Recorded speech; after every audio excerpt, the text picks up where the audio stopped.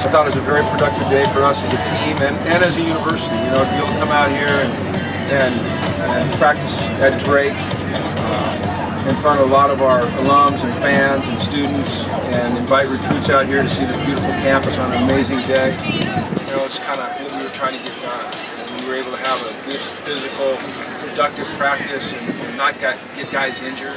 And you know, that's always part of it. You know, you want to be able to play physical and play with some violence, and yet you know, stay off the ground. So that's why we practice the way we do on days like this. But I was pleased with the progress we made all spring, and I felt like today was probably a little bit of icing on the cake for us, and it came together nicely today.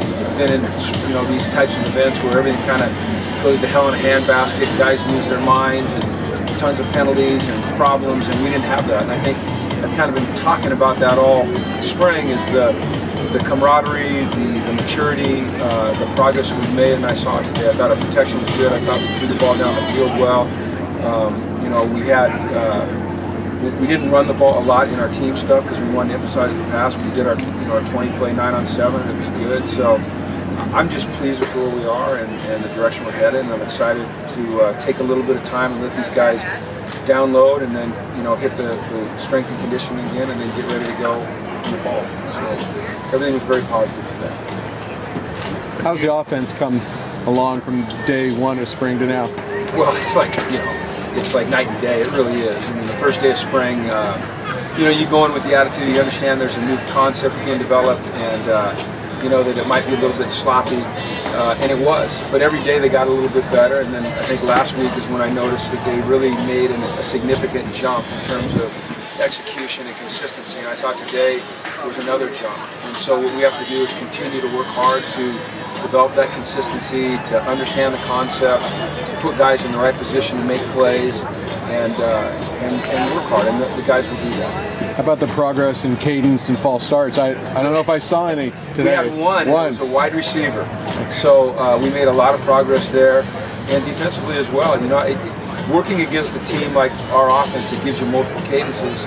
It helps you defensively. You know, develop that discipline to, you know, move with the ball. That I think, you know, it's no secret we've had some penalty issues, and so I think this will help us. And it gives us, with a smart, aware quarterback like Josh, who really understands our system. I think it gives us a tremendous advantage when we get into game planning and we understand, you know, what teams are trying to do to us. Josh will be able to, I think, manipulate defenses very, very well. Well, tough question, but is there any one guy on offense and defense or returning who made a big team already? I would have to say that just off the top of my head, on offense, the young man that has stood out most to me is Bolu. I just think that he's done a tremendous job. I think that Darren Andrews as well, Alex Van Dyke, and Austin Roberts. Those would be the four guys on offense that, to me, really elevated their game through the course of the 15 spring practices. On defense, you know, Jayon Brown, but he played well at the end of the year. But, you know, every day he was consistent.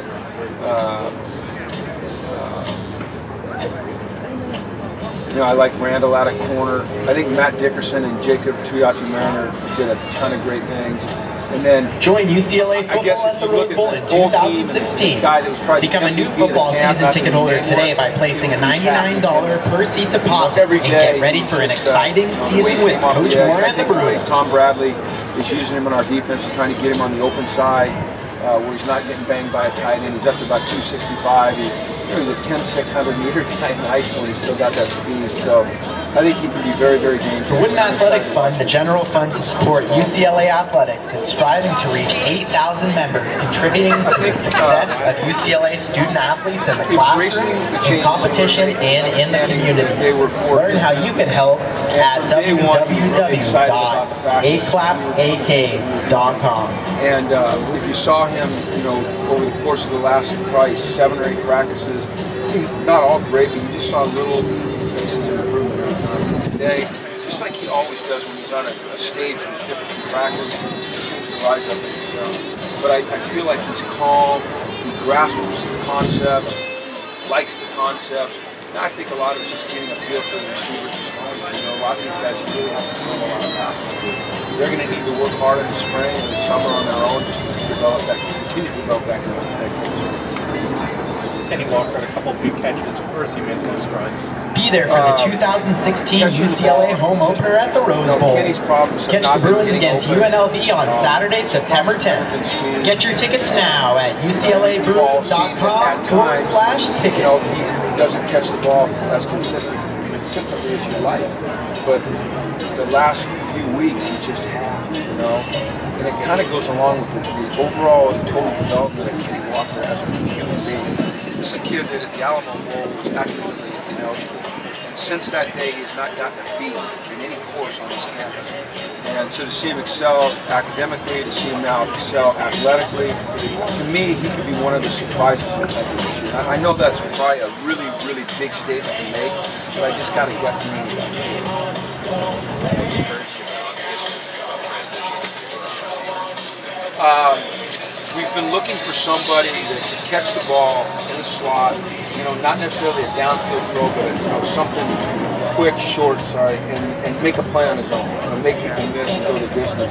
And Ishmael has that ability. We always saw it as a returner you see on an offense. So when he's playing offense, you can predict, you can dictate when he gets the ball. Now, he still has a lot of the little nuances of playing a position that he's got to master. You'll see him at times freelance a little bit, but I think he's going to be a great weapon for us. I think Josh has a lot of confidence in him. I know the coaches do. And with Eric Garber coaching him, the fundamentals, the skills, and just the nuances, he will develop those. What about kicking JJ? You know, it's gone well. I think that we have two very capable kickers. Obviously, none of them. Fans, we encourage you to use your Spring Showcase tickets up for free entry at Jackie Robinson Stadium to watch the Bruins take on the Oregon Ducks. First pitch was just a few minutes ago, so make sure to head on over to Jackie. That's probably a little bit different than kicking out here at Drake or over on the IM field. So, but I think that both JJ and Andrew they're pretty nervy. So I feel good about it. JJ, the ball coming off his foot. What's the biggest question you still have? I think the interior of our defense, of our offensive line. You know, Scotty Quisenberry, we have a lot of confidence in as a player, but he's coming off two, liver surgeries. We're trying to replace both of our guards now. Kenny Lacey's played there, but not consistently. Getting the young man that's transferring in, that'll help us. We've got some young freshmen that come in that need to make a big jump quickly.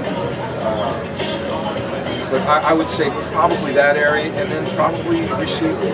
Just because you're replacing Jordan Payton, you're replacing Devin Ford, and replacing Thomas Duarte, who were all three not just great players last year, but over the course of their career, they were some of the all-timers. So there's a question there. Is there any player on defense that you might consider some offensive because of the offensive line? No, it's not as easy as it may seem. It's not. Just because they're big doesn't mean they can play offense or defense. It's a skill set that you have to work on for years and years and years to develop. I think we're going to be okay on the offensive line. I think that Paco coming in is going to really help us. And like I said, the transfer that we get in, I don't think I'm allowed to say his name yet. I think he's really going to help us. And I think Kenny Lacey is another guy that started spring a little slow and then really came on at the end. UCLA Athletics and IMG College thanks Toyota for their sponsorship and involvement of the 2016 one of the guys Spring that's Showcase. really had a tremendous spring. Toyota, let's go places. When you're watching practice, it's hard to say how an offensive lineman's doing, but Pawasi Walla has been outstanding. So I think we're going to be okay up there. It's like every year I've been here, it's trying to get those five guys working together on a consistent basis. Do you maybe want to give Charles Dawson a little love the club, today? man, we call him the club. Charles, he earned a scholarship last year as a walk-on, and he's a young man that really does deserve a look because he makes plays. We've all seen it for years. The kid comes out and it doesn't matter who he's covering, he makes plays. And I think sometimes you overlook a walk-on because he's a walk-on. Well, this kid is a really good player, and we have to give him a look. When a guy makes plays at the rate that he makes plays, you're an idiot if you don't give him a look. So we're going to continue to give him a look. Have you seen Sosa in strides? Oh yeah, you know, he's gotten bigger and he's gotten stronger and more physical, and he's, you know, I'm not sure exactly what he weighs, but I think he's around 220 or 225. You know, he's lean, but he's still packed, and he's got great speed and acceleration. You know, he's a glider, so sometimes it's a little deceptive. But catching the ball out of the backfield, his pass protection, just the consistency of his performance has been very good, very impressive. Changes the offense is Well, you know, plays are plays. You know, runs are runs, passes are passes. There's only so many concepts you can run in football. So there are certain changes, you know, but not anything that's, you know, so overwhelming that he can't handle with just small adjustments to his game. You know, they might be getting the ball a little bit deeper than they did before on some plays, which gives him a little bit of time to build up, you know, some steam, get in the line of scrimmage. Or he might have to make a decision earlier, but I mean, he's just good football players and good football players. Okay.